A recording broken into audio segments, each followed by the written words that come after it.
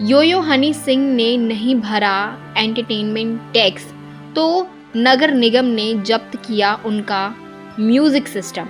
जी हाँ, चलते कॉन्सर्ट के बीच में नगर निगम की टीम पहुंची और उनका जितना भी म्यूजिक सिस्टम था उसे जब्त कर लिया, सिर्फ इसलिए क्योंकि योयो हनी सिंह ने जो टैक्स था, जो कॉन्सर्ट करने का टैक्स जो चार्ज होता है, उसे नहीं भरा था।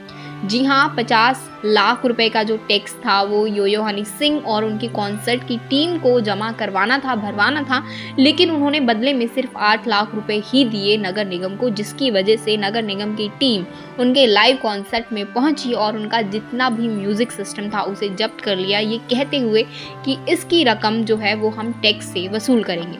सुनने में थोड़ा अजीब लग रहा है, लेकिन जी हाँ, ये बिल्कुल सच है। तो देखिए, इंदौर में सिंगर रैपर योयो हनी सिंह का कॉन्सर्ट नगर निगम के लिए महंगा साबित हुआ। एक और शो को सिर्फ 1.5 घंटे में खत्म कर देने से फैंस में नाराजगी रही, तो दूसरी ओर नगर निगम को लाखों रुपए के टैक्स का नुकसान हुआ। दरअसल इंदौर नगर निगम ने कॉन्सर्ट के आयोजकों से 50 लाख रुपए टैक्स की मांग की थी।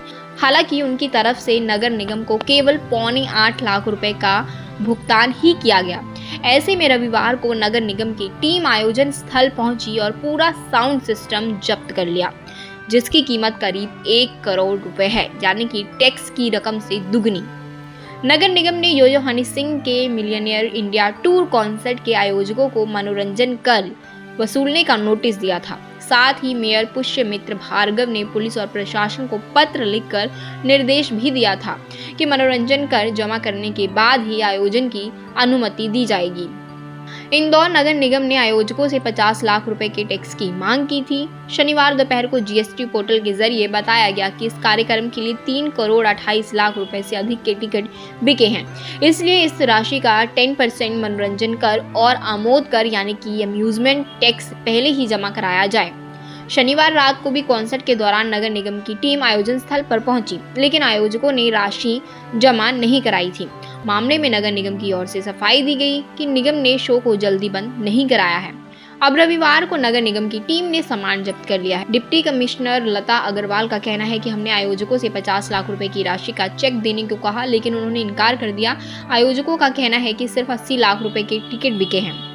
इसके अलावा बड़ी संख्या में कॉम्प्लीमेंट्री पास दिए गए, जिसके चलते शो से कोई खास फायदा नहीं हुआ, डिप्टी कमिश्नर लता अग्रवाल के मुताबिक। और आपको बता दें कि जो नगर निगम की टीम ने सामान जब्त किया है उसकी जो कीमत है वो 1 करोड़ रुपए के आसपास है। आपको बता दें कि Yo Yo Honey Singh millionaire India tour पर हैं। इस दौरान वे अलग अलग शहरों में अपने कॉन्सर्ट कर रहे हैं, जैसे कि ठीक दिलजीत दोसांझ ने किया था। कुल 10 शहरों में उनके शो होने हैं, इनमें से 4 शहरों में हो चुके हैं, जिसमें इंदौर भी शामिल है।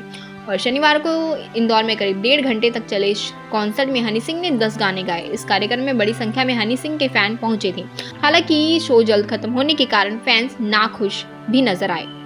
तो अब सवाल यही आता है कि जो कॉन्सर्ट के ऑर्गेनाइजर्स हैं उनका कहना है कि शो से उन्हें इतना कुछ खास फायदा नहीं हुआ। शो की जो टिकट्स थी वो 80 लाख के आसपास बिकी हैं और 80 लाख पर 10% अगर टैक्स लगाया जाए तो उस अकॉर्डिंग 8 लाख बनता है, जो कि उन्होंने ऑलरेडी दे रखा है। लेकिन वहीं नगर निगम की टीम का कहना है कि कॉन्सर्ट में भारी संख्या में जो फैंस थे योयो हनी सिंह के वो पहुंचे थे, तो ऐसा नहीं हो सकता कि 80 लाख के टिकट बिके हों। उनके मुताबिक लगभग टिकट 3 करोड़ के आसपास से ज़्यादा के बिके हैं और उसके अकॉर्डिंग 50 लाख के आसपास जो है टैक्स बनता है, और जो कि ऑर्गेनाइजर्स नहीं दे रहे हैं। और इसी वजह से अब उनका जो सिस्टम है, साउंड सिस्टम है, वो जब्त कर लिया गया है नगर निगम टीम द्वारा। अब देखना ये होगा।